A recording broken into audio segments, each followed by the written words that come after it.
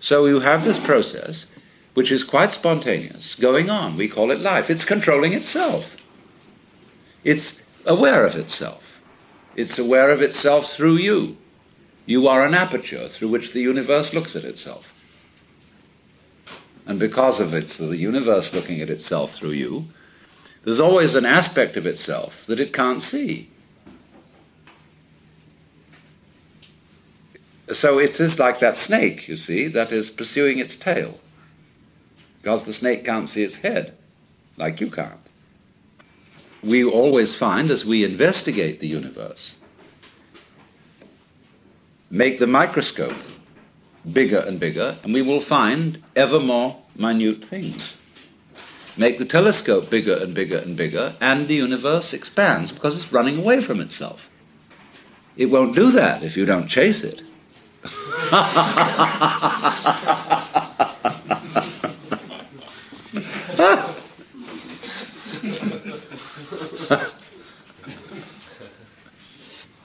So, it's a game of hide and seek.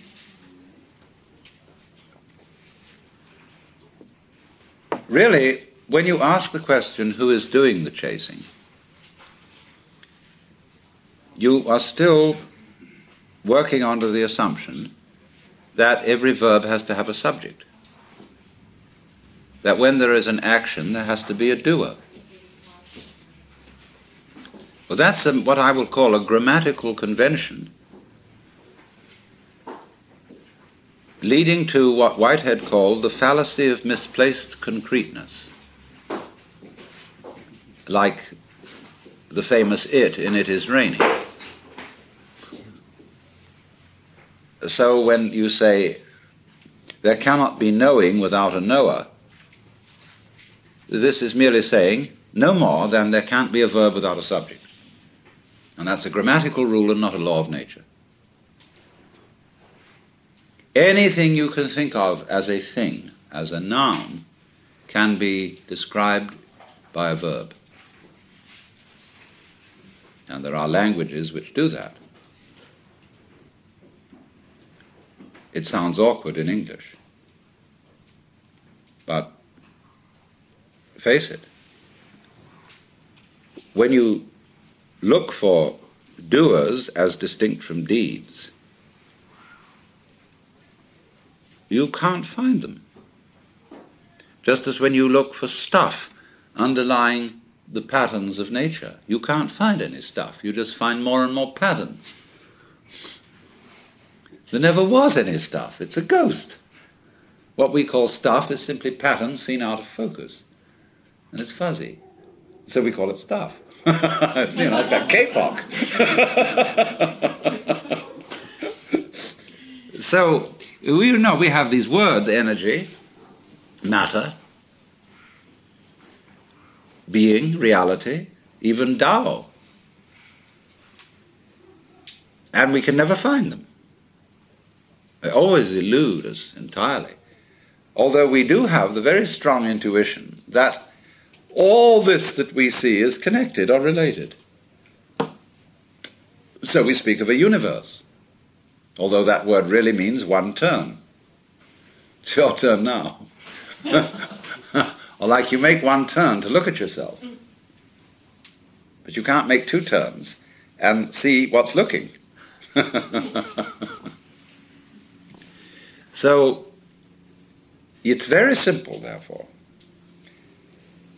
You only have to understand that you can't do anything about it. And as they say in Zen, you cannot take hold of it, but you can't get rid of it. And in not being able to get it, you get it. So all these trials that gurus put their students through have as their ultimate object convincing you that you can't do anything. Only it's convincing you very thoroughly. It's convincing you in more than a theoretical way. Now, perhaps I shouldn't tell you that. But you see, I'm not a guru, in that I don't give individual spiritual direction to people. and I give away the Guru's tricks. That may not be very good, but on the other hand, those tricks are only necessary in the sense that I would say to someone, it's necessary for you to go to a psychiatrist if you think you must. And if you are not going to be satisfied without going to Japan and studying Zen Buddhism from a Roshi, okay, you better go.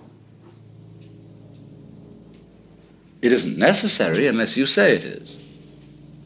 If that's the only thing that will satisfy you, and you feel that deep down inside you. If you've got that yen, therefore you've got that yen.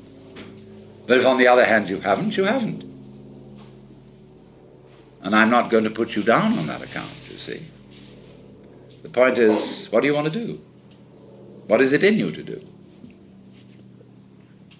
But there it is, that you can struggle and struggle and struggle, and indeed will do so, as long as you have the feeling inside you that you're missing something.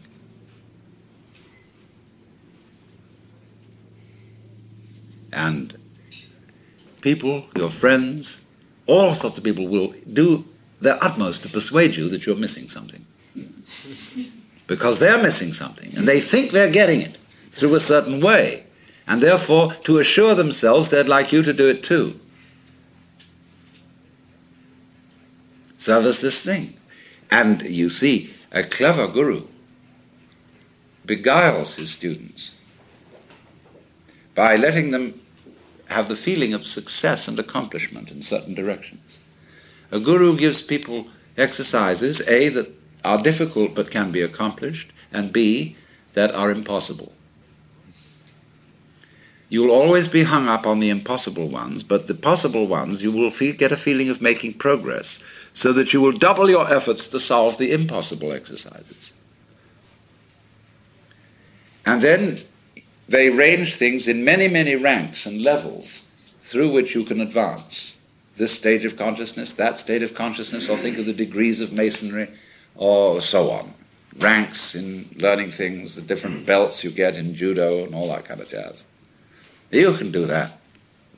And it gives people this sense of competing with themselves, or even with others, because of the feeling inside that there is just something I'm missing. And of course, if you are learning any sort of skill, and you haven't perfected the skill, there is indeed something you're missing. But in this thing that we're talking about, that isn't true. Because you, as the Buddhists say, are Buddhas from the very beginning. And all that searching is like looking for your own head, which you can't see, and therefore might conceivably imagine that you're lost. So, that indeed is the point, that we don't see what looks, and therefore we think we've lost it. And so we're in search of the self, the Atman. Well, that's the one thing we can't find, because we have it. We are it. But we confuse it with all these images.